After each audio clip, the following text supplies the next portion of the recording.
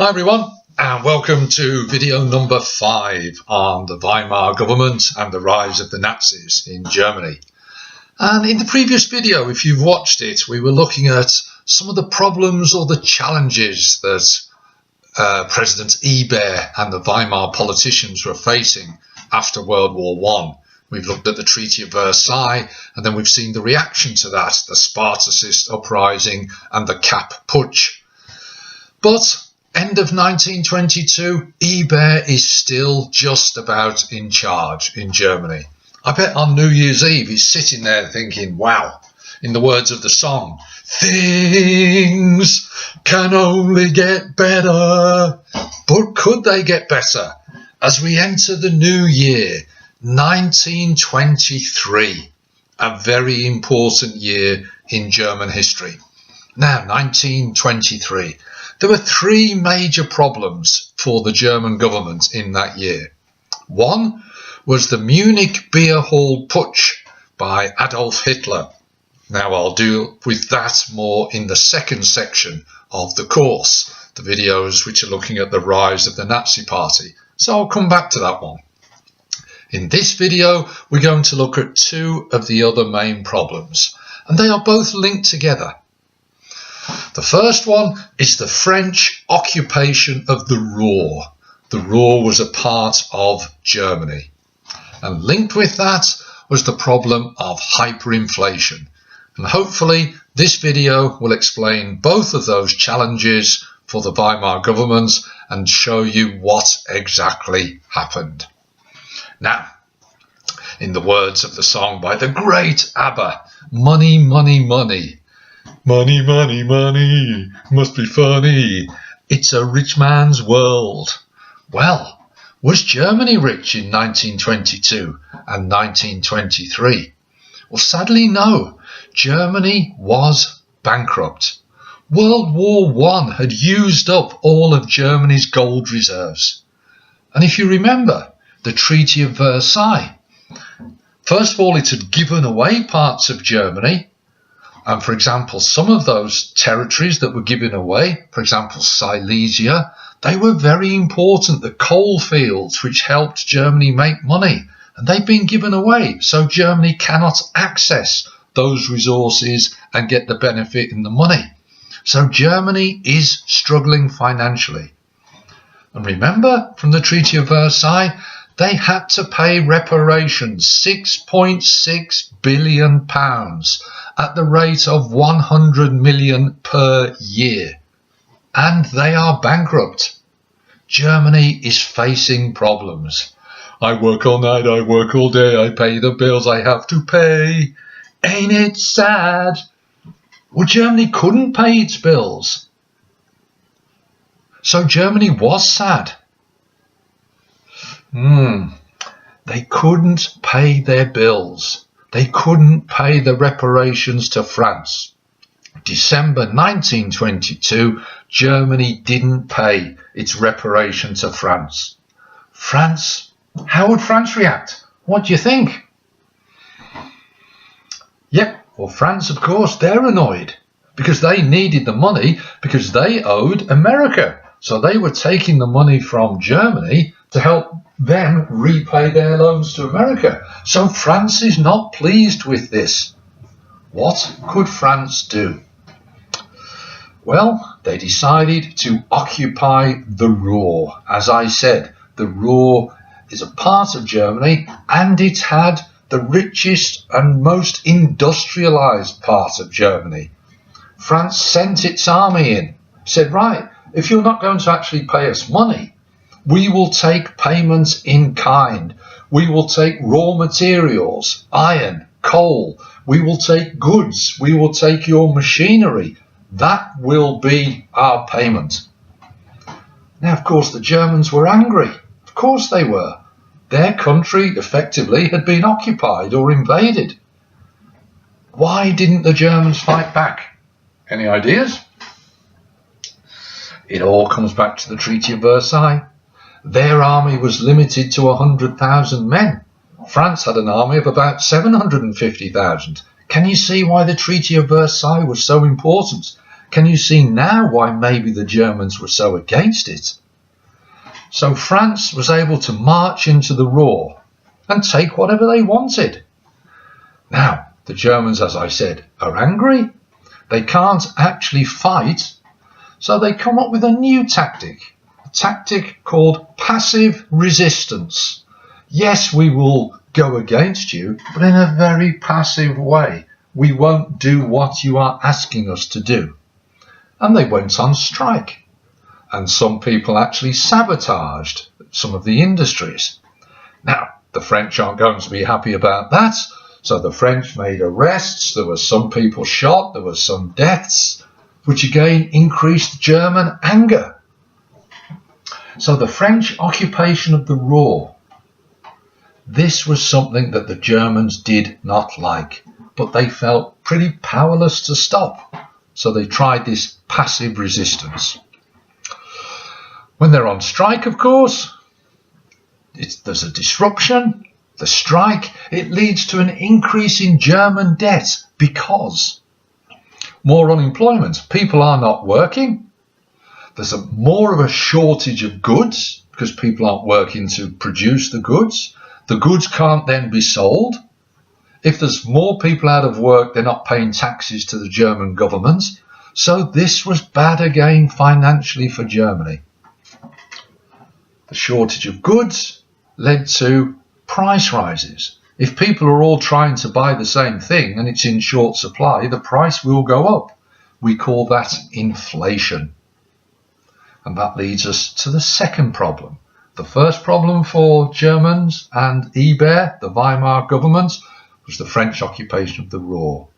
That led to the second problem, inflation, or as we like to call it in Germany in 1923, hyperinflation.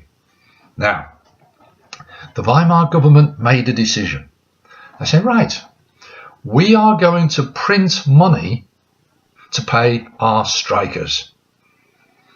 But if you keep printing money and there's fewer goods, the prices will start to rise. And not just a few pence or a few pounds, ladies and gentlemen. No, no, no.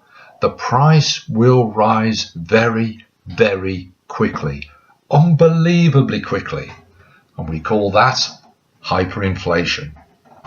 And that was the second big problem facing the Weimar government in 1923. Now, here we have, oh, I'm rich. I borrowed this money. So, a £5 note, a £10 note, and a £20 note. We do also have a £50 note, but I've never had one. They are the notes that we have today. £5, £10, £20. But go to Germany in 1923, when the Weimar government decide to print extra money and the prices begin to rise, hyperinflation. We don't have 5, 10 and 20. No, no, no. You get a million mark note or a 10 million or a billion. Imagine that sort of money. You think, well, hey, great news. I'm very, very rich. I got £1 million here. Instead of 20, it's 1 million. Great. But they weren't rich. Do you know why? Well, let's have a little look at some figures. Let's have a look at some statistics. And it's important to remember that what I'm going to tell you now is the truth. I am not exaggerating. The first of a few jokes. I apologise now. So here we have 1 egg. Now, 1918, the end of the war, you would get about 4 eggs to 1 German mark.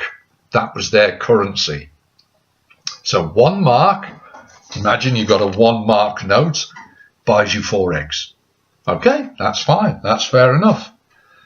But as the prices begin to rise, ladies and gentlemen, when you get to November 1923, 1 egg would cost you not 1 mark, not 4 marks, not 10 marks, not 1 million marks, 80 billion marks for one egg. Now that is the truth. I know. It's scrambling your brain. Sorry. I'm not joking. Sorry about that. Too much. But can you see? The prices. Yes, you've got loads of money in your pocket. Oh, I've got 1 billion marks. But it's not buying you anything. You are becoming very, very poor. The German currency, the German mark, was becoming virtually worthless. Take something else. Here we have a loaf of bread. I bought this yesterday and it cost me 84 pence for a loaf of bread. 84 pence. Fine. So you could say roughly £1 for a loaf of bread. Go back to Germany. 1918, end of the war, before hyperinflation. 1 loaf of bread equals 1 mark. Fine. 1922, the same loaf of bread, about 120 marks. November 1923, hyperinflation, the same loaf of bread, 200 billion marks. Ladies and gentlemen, the German currency has become worthless. Now, there are some very, very famous photographs, I'm sure maybe your teachers might show you, of people being paid. But instead of getting an envelope with their money in, they collected their wages in wheelbarrows, stacked full of billions and billions and billions of marks. But they are not rich. Children played on the street with huge piles of notes, and if the wind blew some away, no problem, they just leave it. Or somebody would call them in, mom, dad, or whoever calls the children in for their tea, they would leave the money in the street. Nobody would steal it because you couldn't buy anything with it. The German currency has become worthless. This was a disaster for many, many German people. Have a think. Everybody has to eat. So there were food shortages, so people would be queuing up. But if you're at the front of the queue, and then maybe there's someone 10, 15 behind you in the queue, by the time you bought your egg, and let's say 20, 30 minutes later someone else comes to buy the same one egg, the price has gone up. The German currency, the German economy was crumbling. This was a huge problem. You've got to eat. What could they do? Life had become very, very difficult. People were angry. Who would they blame? Well, they might blame the French for occupying the Ruhr, but they probably also blame their government. The Weimar government got the blame because they're the ones who signed the Treaty of Versailles. If their lives, everyday lives, were bad, they would look for somebody to blame, the government. Who else did badly? Savers. Imagine if you'd worked hard all of your life and you said, oh, I've been paid. Let's say you had a reasonable job. You were a doctor or a teacher or whatever. You were a mechanic. Oh, I've done well. I've saved some money. I've got £20,000 in the bank. That was okay. You think, brilliant. I'm set up for life. But when hyperinflation kicks in, your £20,000 is just nothing. It would not even buy you one sweet. So you've lost all your life savings. You will be angry. And what might you do? Blame the government. So people really suffered because of the French occupation of the Ruhr linking to hyperinflation. Did anybody do well at this time? Well, there were some people. Farmers, remember, the prices are going up. So the price of the food that they are producing was going up. So yes, they got paid more, but then they'd have to pay for other things as well. If you were a rich business person and maybe you'd borrowed from the banks, now you could repay your debt to the bank. You could repay your loan. So some people did well. Foreigners who were living in Germany, if they had different currency, if they had their pounds, they could buy loads and loads of German marks. So they could do well. But for the majority of German people, 1923 was a disaster. It was bad times, ladies and gentlemen.